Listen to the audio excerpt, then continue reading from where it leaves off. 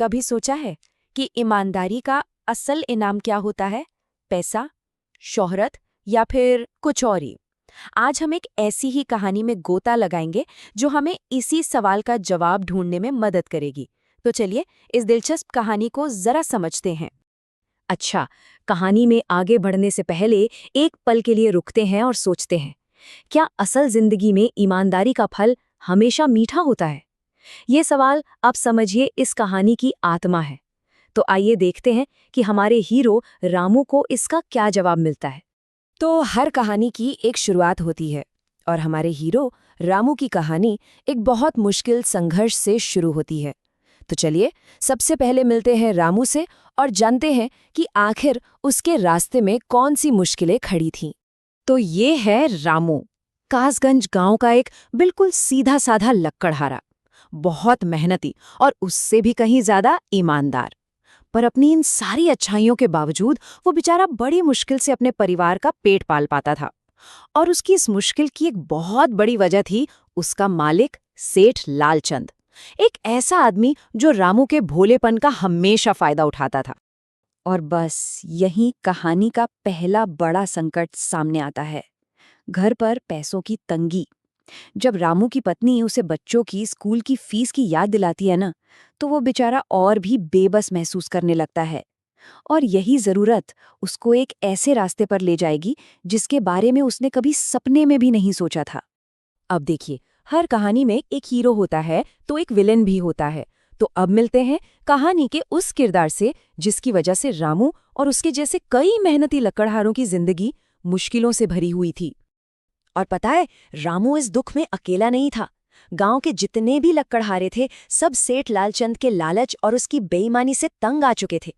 सेठ का तो काम ही यही था, हमेशा कोई न कोई झूठा बहाना बनाकर सबकी तनख्वाह काट लेता था। बेचारे सबके सब लाचार महसूस करते थे। और ये बेईमानी मतलब कितनी खुलेआम होती थी, उसका ये छोटा सा उदाहरण है। जरा सोचिए, एक लकड़हारे ने 3,000 रुपए का काम किया और उसको हाथ में मिले सिर्फ 2,000। ये सिर्फ पैसों की बात नहीं थी, ये तो उनकी मेहनत, उनके पसीने, उनके सम्मान का अपमान था। और मजे की बात यह है कि अगर कोई बेचारा लकड़हारा हिम्मत करके अपनी आवाज उठाता भी तो उसे ये सुनने को मिलता। सेठ लालचंद को अपनी ताकत का पूरा अंदाजा था।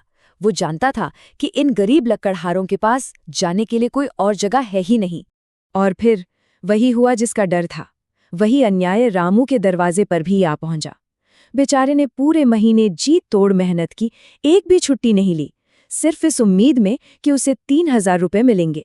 लेकिन सेठ ने क्या किया? एक झूठा सा बहाना बनाया, लकड़ी का दाम गिर गया है और उसकी तनख्वाह सीधी आधी कर दी, सिर्फ 1,500 रुपए थमा दिए।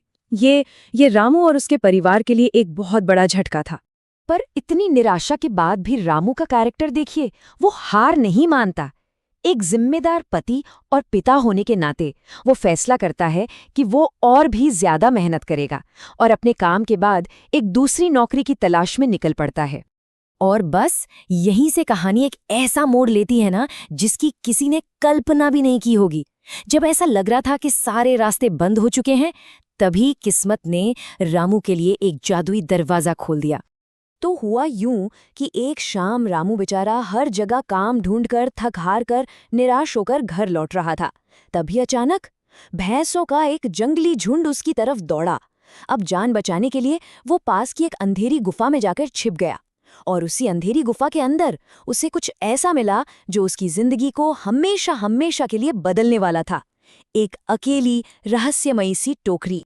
जैसे ही रामू ने उस टोकरी को छुआ, एक जिन्न प्रकट हो गया। जिन्न ने उसे बताया कि ये कोई मामूली गुफा नहीं है, इसमें सिर्फ वो ही इंसान आ सकता है जिसका दिल और जिसकी नीयत दोनों साफ हों। मतलब रामू की ईमानदारी ही थी जो उसे इस जादुई जगह तक खींच लाई थी। फिर जिन्न ने रामू को उस जादुई टोकरी के नियम समझाए। देखो, ये टोकरी किसी भी चीज को, मतलब किसी भी चीज को अनगिनत बार बना सकती है, लेकिन शर्त सिर्फ एक है, इसमें जो पहली चीज रखी जाएगी ये हमेशा बस वही चीज बनाएगी। तो जो भी चुनना था बहुत ही सोच समझकर और बिना किसी लालच के चुनना था। और अब हम आते हैं कहानी के सबसे जरूरी मोड़ पर। अब देखना ये है कि रामू अपनी इस नई ताकत का इस्तेमाल कैसे करता है। क्या वो लालच में आ जाएगा या फिर अपने अच्छे स्वभाव पर टिका रहेगा? और यहीं पर रामू की समझदारी काम आती है। वो फटाफट अमीर बनने के चक्कर में टोकरी में सोना, चांदी या पैसे नहीं डालता। नहीं, इसके बजाय वो और उसकी पत्नी मिलकर एक ऐसे काम के बारे में सोचते हैं जो लंबे समय तक चले, और वे चुनते हैं चंदन की एक कीमती लकड़ी का टुकड़ा। और ये आइडिया कमाल का काम करता है। रामू सेठ लालचंद की तरह लालची नहीं बनता, वो चंदन को बहुत ही सही दाम कर बेचता है।